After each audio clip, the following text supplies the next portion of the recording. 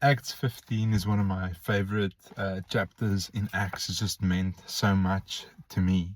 And what we see in the beginning is there are a bunch of Jews that are starting to teach that if the Gentiles are to be saved, they need to be circumcised as well. And we find a moment in the Acts church here, or the church that is birthed in the book of Acts, um, where there's some serious conversation that needs to happen.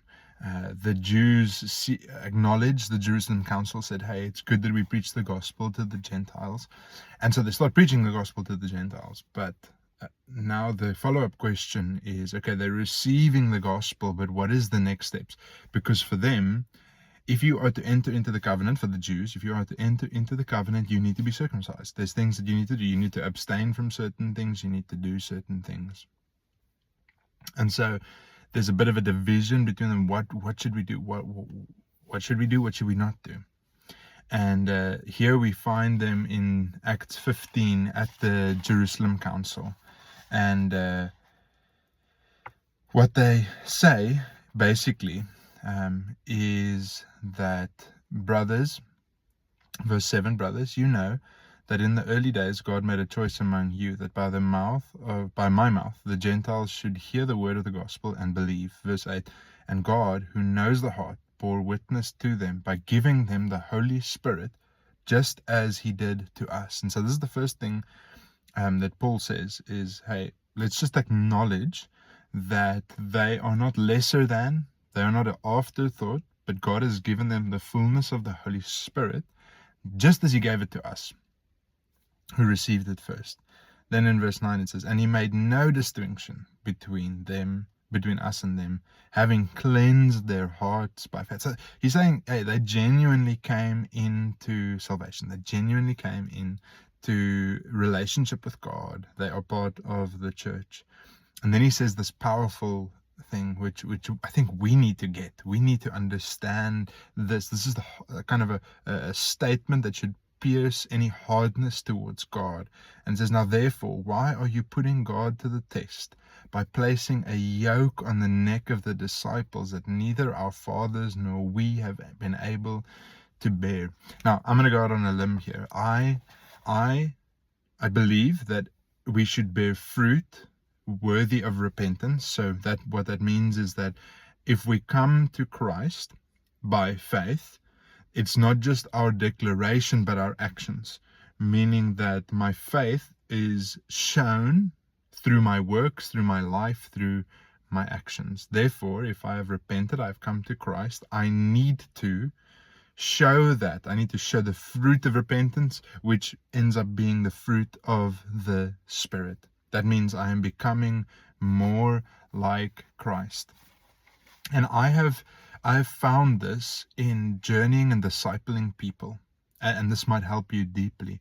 My primary goal is not behavior modification. My desire is not that they would stop their drinking, stop their smoking, stop their gossip, stop their lying, because that's, if they stop that, then they will become Christians, because that's not how it works. It is our faith in God that cleanses our hearts, and so we stop doing that. Some of the stuff is instant.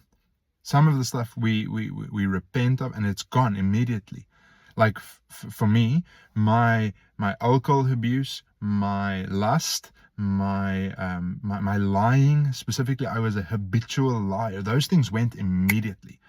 But the way that I spoke about people, life, and well, actually death and not life, that took a bit of time. My pride took a bit of time. My hypocrisy took a bit of time. It needed to be purified. It needed to be washed away over time. And so many people want to do behavior modification, placing a yoke on people's necks that they cannot carry.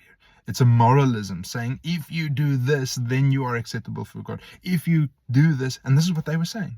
They were saying, hey, if you could keep the laws, you await a yoke. If you do all these things, then you are right with God. It's not necessarily only your faith, it is.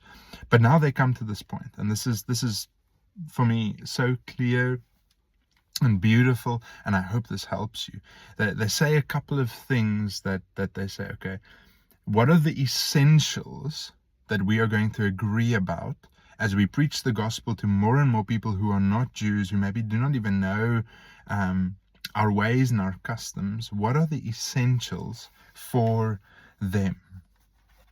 And in verse 11, they say this: "But we believe that we will be saved through the grace of the Lord Jesus, just as they will." And so there's this proclamation that salvation comes through grace by faith. I have faith, grace is poured out. It is a faith that the Father produced because He drew me. And so my faith allows grace to be poured out. Grace is not, hey, you can just do whatever you want. Grace is an empowerment unto living out the will of God. And so if we are struggling to live out the will of God, we need more grace.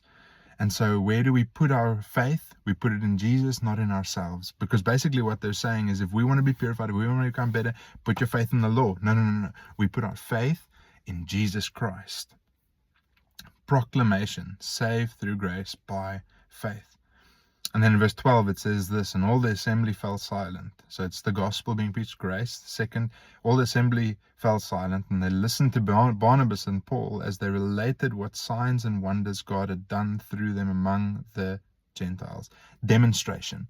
So as faith, as grace through faith is poured out, there's a demonstration. Remember what we read yesterday is God partnered with, confirmed the word with signs and wonders. Is there's a demonstration of God's Spirit. Now, let's not think signs and wonders are only legs growing back or backs being healed or cancer leaving. Miracles are people coming free from bondage, depression leaving, fear and anxiety leaving, terrors in our dreams at night leaving, us being at peace, us restoring relationships that had no hope. These are signs and wonders that we can trust for. There's the proclamation, we are saved by grace through faith. There's a demonstration, signs and wonders of the Spirit, saying that which happens internally, but that also which happens externally by the Spirit. Verse 13, after they finished speaking, James replied, "Brothers, listen to me. Simeon has related how God first visited the Gentiles to take from them a people for His name. And with this, the words of the prophets agree, just as it is written." And so he quotes one of the Old Testament scriptures. "After this, I will return." God speaking of Himself. "And I will rebuild the tent of David that has fallen. I will rebuild its ruins, and I will restore it, that the remnant of mankind may seek the Lord, and all the Gentiles who are called by my name, says the Lord, who make these things known from old." And so he's saying this: proclamation, grace through faith, demonstration, signs of the Spirit, and a celebration, the tabernacle of David, the tent of David. Now, there's not a lot of information on the internet. There's a lot of information about the tabernacle or the tent of Moses, the 3 courts, outer, inner, most holy place. A lot of information about, not a lot of information about the tabernacle of David. But what happened was, and this I want to see, this is my heart's desire, this is my prayer, that it would come into our personal lives, into our homes, our families, and into the broader church of Christ that has become, I think, in South Africa, very stiff and rigid around certain things. So the tabernacle of David is a powerful display in the Old Testament of the promise of God to bring freedom and access to His presence. So the Israelites, the people of God, made some mistakes. The tabernacle, the presence of God, the symbol of the presence of God in their midst, was taken away from them. And over time, David says, hey, there's this one thing that I need to do. I need to bring the presence of God back into the center of Israel, to bring them back into where we may worship Him. And David succeeds in doing that. He dances and he says, I will be even more undignified than this, because the presence of God has come back. And so as we gather in churches, as we sit alone in our quiet times, there is this celebration that should burst into our hearts, saying, I am a temple of the Holy Spirit. God is in our midst. Where 2 or 3 are gathered in my name, there I am.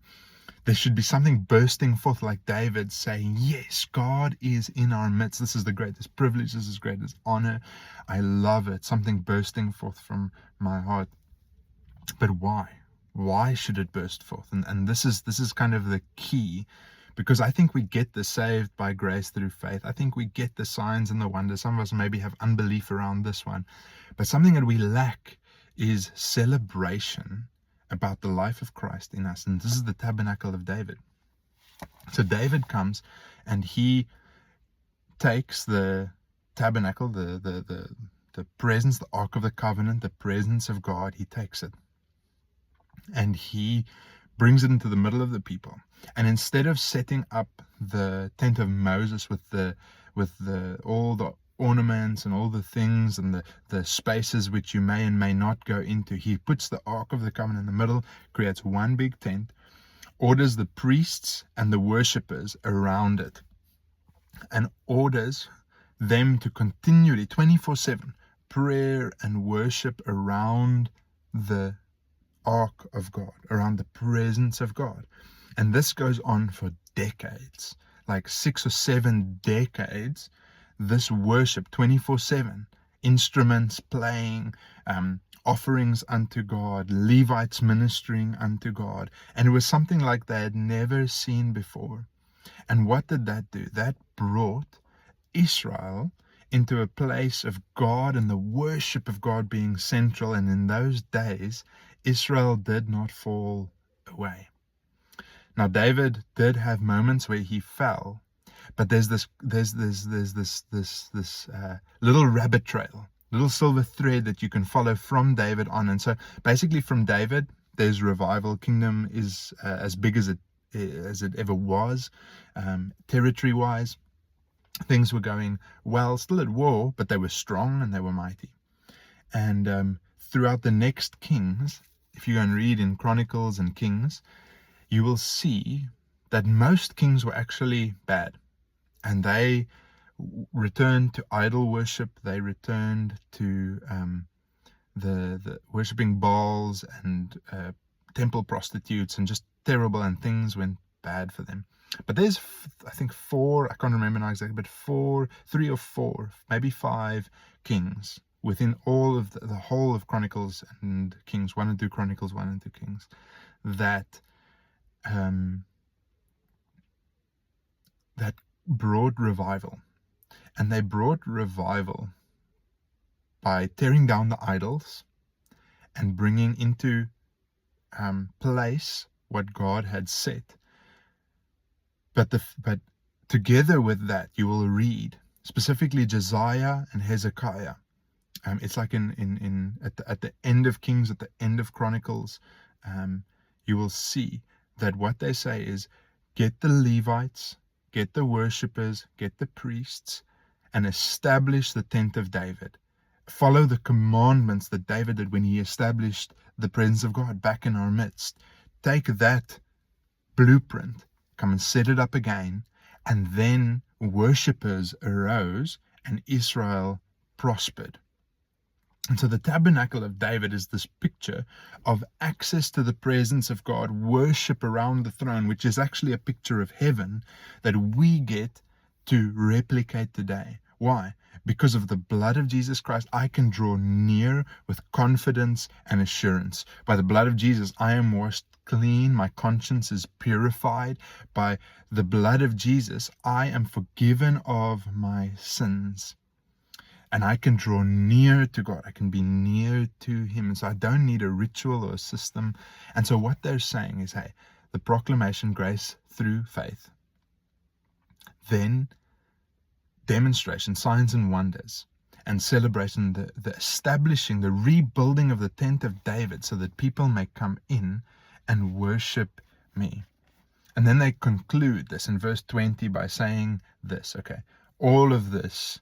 And then remember, stay away from things that are polluted by idols, same as Hezekiah, same as the revivals. Stay away from sexual immorality, same as Hezekiah, same as Josiah, and what is strangled and the blood. And so there's a specific reason for that. Not going to get into that now. But there is this reality in which the proclamation, demonstration, celebration culminates in a life that stays away from the things that are devoted to idols, idol worship, sexual immorality, and things that just do not please God. And so what we must also remember is that they had the words of Jesus, and this is what they were teaching. So it wasn't that these were the only things that they needed to remember, but because, as Matthew 28 says, go make disciples, baptizing them in the name of the Father, Son, and the Holy Spirit, and teach them to obey all that I have commanded you. And so the disciples are doing that. They're preaching the gospel, people are getting saved, people are getting discipled, they're getting baptized, and they're teaching them to be obedient to the words of Christ. That in terms of this, like, what is the essential things that bind us that we need to do? Proclamation, demonstration, celebration. Keep yourselves from this world. Do not partake in idol worship, sexual immorality, and the things that displease God. And so I hope this blesses you. This chapter is one of my favorite ones, but it stirs within me this excitement, this desire to say, especially today at church, like, if I pitch up at church, there's a celebration that's happening in heaven. I want to join that. I want to see the angels and the elders gathered around the throne, worshiping, holy, holy, holy, worthy is the Lamb, worthy is the one that is seated on the throne, the one who was and who is to come. And I can join in that, saying, I'm going to celebrate because I have access to the presence of God. I can draw near to Him with a heart full of assurance. And so I want to bless you with that today. Proclamation, demonstration, celebration. Let's be the church. Let's not just go to church. Amen.